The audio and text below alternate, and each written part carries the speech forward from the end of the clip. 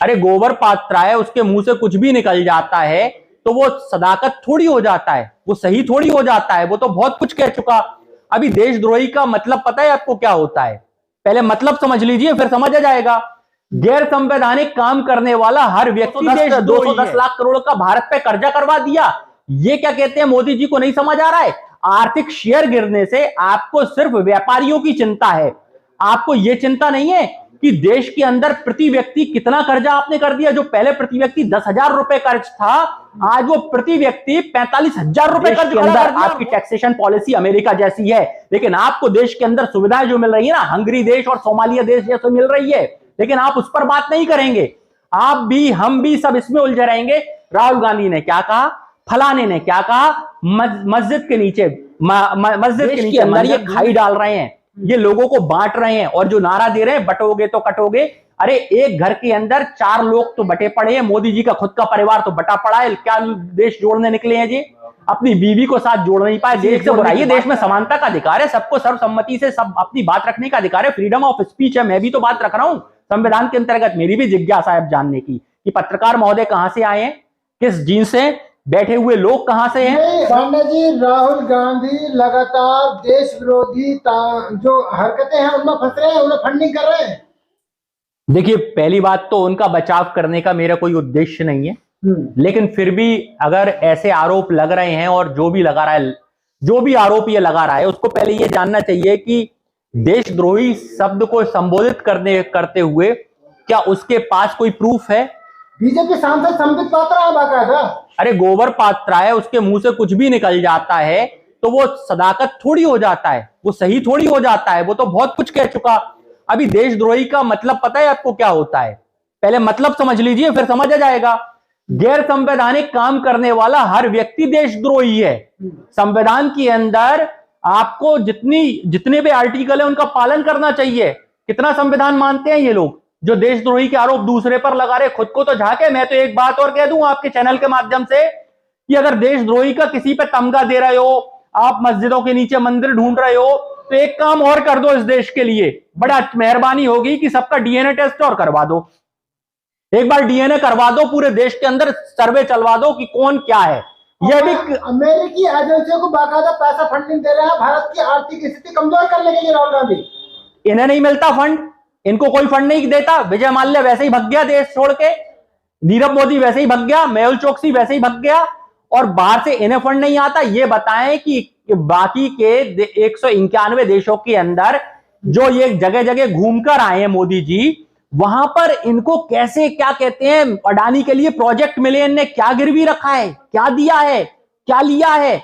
देशद्रोही गतिविधियां तो तब होती हैं जब पुलवामा में आरडीएक्स पकड़ाता नहीं है और हमारे सेना के जवान शहीद हो जाते हैं।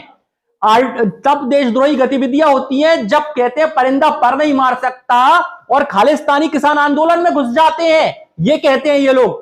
तो भाई साहब, देशद्रोही गतिविधियां कहते हैं ना, करता भी ये है, धरता भी ये है, और संहार करता भी है। इस समय यही देश के भगवान बन चुके हैं। संबित पात्रा कह रहे हैं कि पहले भी इन्होंने भारत के जो शेयर बाजार थे वो गिरवाए थे राहुल गांधी ने, फिर गिरवाने की कोशिश कर रहे हैं अडानी को घेरने के चक्कर में। अडानी को क्यों ना घेरे? क्या देश के अंदर अडानी मोदी जी के क्या कहते हैं कुछ खास हैं, विशेष हैं? ये बताएं। क्यों एक ही व्यक्ति मोदी जी के कार्यकाल में इतना धनवान हुआ है? क्या रिलेशन है मोदी जी के उसके साथ? क्या क्या कोऑर्डिनेशन है आपस में? ये क्लियर होना देश जानना चाहता है। देश के अंदर टाटा, बिरला, डालमिया, रिलायंस ऐसे तमाम थे, अंबानी जैसे, लेकिन एक उभर के एक व्यक्ति जो उनके संग स्कूटर पे बैठता था, ये क्लियर समझ आ रहा है ना, अपने दोस्त को फायदा दे रहे हैं और लगातार दे रहे हैं। तो इसमें सवाल पूछने वाला देशद्रोही हो गया। अगर सवाल पूछते हैं तो आर्थिक शेयर डाउन होते हैं भारत के, ये भी तो देखना चाहिए आपको। और भारत का रुपया वैसे ही लुढ़क रहा है। देश के अंदर कितना सोना मोदी जी ने क्या कहते हैं गिरवी रख दिया, 210 लाख करोड़ का भारत पे कर्जा करवा दिया। ये क्या कहते हैं, मोदी जी को नहीं समझ आ रहा है? आर्थिक शेयर गिरने से आपको सिर्फ व्यापारियों की चिंता है, आपको यह चिंता नहीं है कि देश के अंदर प्रति व्यक्ति कितना कर्जा आपने कर दिया। जो पहले प्रति व्यक्ति 10,000 रुपए कर्ज था, आज वो प्रति व्यक्ति 45,000 रुपए कर्ज खड़ा कर दिया। और मोदी जी के संबित पात्रा, गोबर पात्रा ये तमाम बातें कर रहे हैं बेहुदी। पहले ये बताएं, देश के अंदर 55 लाख करोड़ का जब कर्जा था तो आज वो 210 लाख करोड़ कैसे पहुंचा? देश की जीडीपी का 85% कर्जा ले चुकी है भाजपा सरकार। 15% आपके पास सिर्फ बचा है, 15% अगर ये और कर दिया ना खत्म, तो देश पर श्रीलंका बन जाएगा, देश बांग्लादेश बन जाएगा और मोदी जी देश छोड़कर निकल लेंगे। फिर स्थिति यही बन जाएगी जो संसद में जाके बांग्लादेश के लोग बैठे थे ना, हमारे देश के लोग भुखमरी का शिकार होंगे और फिर वही करेंगे, बाबा के नाम पे दे दे, बाबा के नाम पे दे दे, क्योंकि देश के अंदर शिक्षा के टीचर तो बना नहीं रहे हो, बाबा बना रहे हो और हाथ में कटोरा पकड़ा रहे हो। लेकिन जब देश तो गर्म हो गई, जब देश विरोधी एजेंसी को राहुल गांधी फंडिंग करेंगे, कौन फंडिंग? राहुल गांधी फंडिंग करेंगे। जो देश विरोधी एजेंसियां हैं राहुल गांधी फंडिंग, राहुल गांधी, अरे अकाउंट सीज कर दिए, इन्फॉर्मेशन डिपार्टमेंट ने राहुल गांधी को तलब कर कर पूछताछ कर ली और राहुल गांधी ने पूरे देश में पदयात्रा कर ली, राहुल गांधी जगह जगह घूम लिए। अब आपको दिख रहा है कि पूरे व्यक्तियों में से सिर्फ एक व्यक्ति ऐसा बचा है जिसको घेर नहीं पा रहे हो, अब उसको घेरने की तैयारी कर रहे हो। इनका काम है डरा डरा कर रखते हैं लोगों को ये, और डरा डरा कर ही ये वोट ले रहे हैं आज के दौर में। कभी हिंदुओं को मुसलमानों से डराते हैं, कभी दलित को ब्राह्मणों से डरवाते हैं, कभी ब्राह्मणों को दलित से डरवाते हैं। ये देश के अंदर आर्थिक नीति पे काम करना ही नहीं चाहते। अगर करना चाहते तो बता दो ना मेरे को कि 5 ट्रिलियन इकोनॉमी का जो वादा था वो पूरा हुआ क्या? स्किल इंडिया का वादा पूरा हुआ क्या? जो स्मार्ट सिटी बनाने वाले थे वो कहां गई इनकी? कहां गया भारत? गुजरात वाला जो भारत बना रहे थे वो है क्या ये देश के अंदर? अरे दोस्त, पूरे देश को प्राइवेट कर दिया और आपको मजा आ रहा है ये सवाल पूछने में, देशद्रोही ये। अरे इन चक्करों से बाहर निकलो। कौन देशद्रोही है, कौन देशभक्त है, ये तो तब पता पड़ जाता है जब मोदी जी बड़े अच्छे से कहते हैं मुझे गंगा मैया ने बुलाया है, मैंने राम को लेके आए हैं। ये बताओ हिंदू धर्म की रीढ़ कौन होता है? गौ माता। ये लोग कहते हैं कि 33 कोटि देवी देवता गाय के अंदर वास करते हैं, गाय की पूजा करो। कौन कह रहा है? भाजपा के लोग, उनके क्या कहते हैं अनुसांगिक संगठन। और यही लोग क्या कहते हैं बीफ कंपनियों से पैसा वसूलते हैं, फंड लेते हैं। ये बीफ कंपनियों से फंड लेते हैं।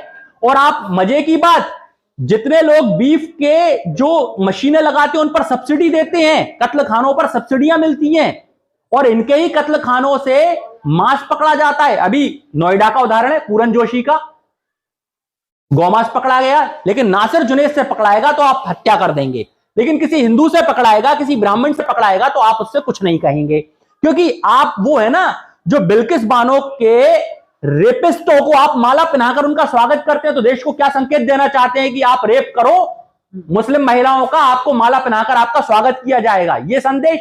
या मोदी जी ये संदेश देना चाहते हैं कि भाई मैंने देश में भीख मांगी है तो पूरा देश भीख मांगे? क्या मोदी जी उदाहरण क्या देते हैं? कभी गधे को अपना बता देते हैं कि गधा बहुत वो है। आजकल पता है बाबा रामदेव 1.5 आंख वाला वो कह रहा है कि गधी का दूध बहुत फायदेमंद है। ये चल क्या रहा है देश में? कोई अर्थव्यवस्था पे बात ही नहीं करना चाह रहा है मेरे भाई, और आप भी उन्हीं की तरह बातें कर रहे हो। अर्थव्यवस्था कैसे न डूबेगी जब राहुल गांधी संसद को नहीं चलने दे रहे, बार-बार स्थगित हो रही है। राहुल गांधी संसद को चलने दे या ना चलने दे, मोदी जी जब चाहते हैं तो चल जाती है। और मोदी जी चाहते हैं कि संसद से जो सदस्य बाहर जाएं और उनको जो बिल लाना है वो लेके आए। कैसे लेके आए थे 370 का बिल? कैसे लेके आए थे जीएसटी? कैसे लेके आए थे सारे संशोधन ये? और कैसे ये सारे टैक्सेशन पॉलिसियां लेके आए हैं? ये सिर्फ यही करना है इनको कि खुद संसद नहीं चलने देनी, ऐसे विवाद पैदा करना है। भाई साहब, देश के अंदर आपकी टैक्सेशन पॉलिसी अमेरिका जैसी है, लेकिन आपको देश के अंदर सुविधाएं जो मिल रही है ना हंगरी देश और सोमालिया देश जैसे मिल रही है, लेकिन आप उस पर बात नहीं करेंगे। आप भी हम भी सब इसमें उलझे रहेंगे।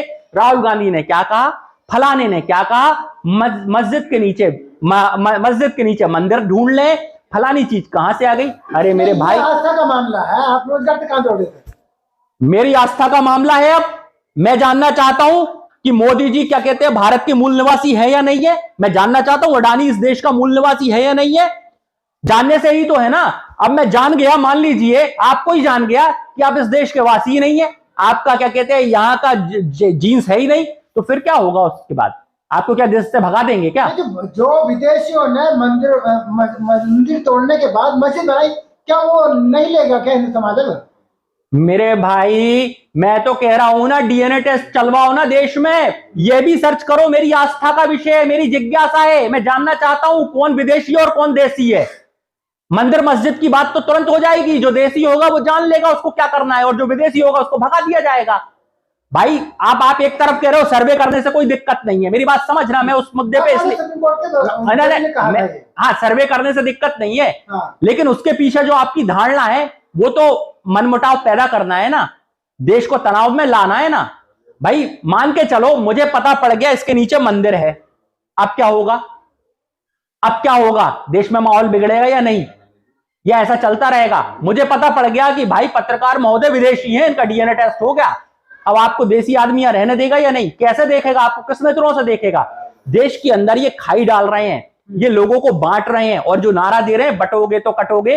अरे एक घर के अंदर 4 लोग तो बटे पड़े हैं, मोदी जी का खुद का परिवार तो बटा पड़ा है, क्या देश जोड़ने निकले हैं जी? अपनी बीवी को साथ जोड़ नहीं पाए, देश जोड़ने की बात कर रहे हैं। मैं तो तभी समझ जाता हूं यार ये आदमी किस किस्म का है, जब ये ऐसे ऐसे करता है ना, ऐसे ऐसे, तभी समझ आ जाता है ये कौन करता है। चौक चौराहों पर, रेड लाइट एरिया पर, ये सब चीजें हैं। अब आप समझ लीजिए, क्योंकि ये खुद ही कहते हैं ना, मैं सेना में सेना में जाना चाहता था, तो कभी सैनिक बन जाते, कभी ढोल वाले बन जाते हैं। तो मुझे लगता है कभी ये वहां भी होके आए होंगे। राहुल गांधी देशद्रोही है? देखिए, मैं कोई जांच एजेंसी नहीं हूं, जांच एजेंसियां इसकी जांच करेंगी, वो सबूत पेश करेंगी, और जो सबूत आएंगे वो सबके सामने होंगे। लेकिन फिर मेरी बात वही, डीएनए टेस्ट करवा दो एक बार, पूरे देश में डीएनए टेस्ट चलवा दो। मैं भी अब जानना चाहता हूं कि कौन देशी है कौन विदेशी है। और अगर आप इस मुद्दे में पढ़ेंगे तो राहुल गांधी का डीएनए टेस्ट होना चाहिए क्या? अरे सबका होना चाहिए, राहुल गांधी का करा दो, मोदी का करा दो, अडानी का करा दो, सबका डीएनए करवा दो आप तो देश में, फिर तय कर लेंगे अपन। राहुल गांधी का ही क्यों, पूरे देश का करवाओ ना, एक नेता का क्यों? किसी एक से बुराइए, देश में समानता का अधिकार है, सबको सर्वसम्मति से सब अपनी बात रखने का अधिकार है, फ्रीडम ऑफ स्पीच है। मैं भी तो बात रख रहा हूं संविधान के अंतर्गत, मेरी भी जिज्ञासा है जानने की कि पत्रकार महोदय कहां से आए हैं, किस जीन से, बैठे हुए लोग कहां से हैं। राहुल गांधी को संबल दिख जाता है, लेकिन बांग्लादेश में नहीं दिखता, जहां पर हिंदुओं पर अत्याचार होता है। क्यों नहीं दिखता? बिल्कुल दिख रहा है, हमें दिख रहा है। तो राहुल गांधी क्यों नहीं जाते वहां? अरे ये राहुल गांधी से पूछ लेना जाके, मुझे तो दिख रहा है बांग्लादेश में अत्याचार हो रहा है, लेकिन जहां भी अत्याचार हो रहा है अल्पसंख्यकों पे, वो गलत है। लेकिन एक बात और आपको समझनी होगी, अब बांग्लादेश की, पाकिस्तान की आप कहोगे, आपको नारे दिए जाते हैं कि भाई साहब ये इतने कम हो गए, ये इतने कम हो गए, बांग्लादेश में हिंदू 5% बची हैं, पहले 30% थे। तो मेरे भाई साहब, आप जब ये नारा दोगे हम दो हमारे दो, हम दो हमारा एक, तो ये बताओ आपकी फर्टिलिटी, प्रजनन क्षमता आप हिंदुओं की खुद ही कम हो रही है। और उस तरफ उनके तो धर्म में लिखा है, साफ सुथरी बात है, वो अपने धर्म का पालन कर रहे हैं। मैं एक एग्जांपल दे रहा हूं, 5 Hindu family, 5 Muslim family, 5 Hindu फैमिलियों के हुए एक बच्चे, कितने हुए? 5, उनके हुए 5, तो कितने हो गए? 25 के बदले 5 का रेशियो क्या बैठा? मुश्किल से 4%। लेकिन मोहन भागवत यही तो बात कर रहे हैं कि हिंदुओं को 2-3 बच्चे पैदा करने चाहिए। तो उदाहरण पहले भाई देखो, किसी को सलाह देने से पहले उसका उदाहरण पेश करना पड़ता है। तो पहले मोहन भागवत उसका उदाहरण दें। कैसे? आज के टाइम में एक बच्चे को पालने के लिए व्यवस्थाएं नहीं है, आप 2 बच्चे 5 बच्चे कह रहे हो, उनको पालने के लिए कौन व्यवस्था देगा? देश की अर्थव्यवस्था डूबी जा रही है, घर चलता नहीं है 10,000 रुपए में। आप बातें कर रहे हो इतनी बड़ी बड़ी लंबी लंबी, एक घर को चलाने के लिए प्रति व्यक्ति। पांडे जी, मोहन भागवत कह रहे हैं कि हिंदू समाज नष्ट हो जाएगा अगर 2-3 बच्चे पैदा नहीं करेगा, फर्टिलिटी रेट डाउन हो रहा है। एक तरफ आप जनसंख्या पर रोक लगा रहे हो, अब इनकी मैं दोहरी नीति बता देता हूं।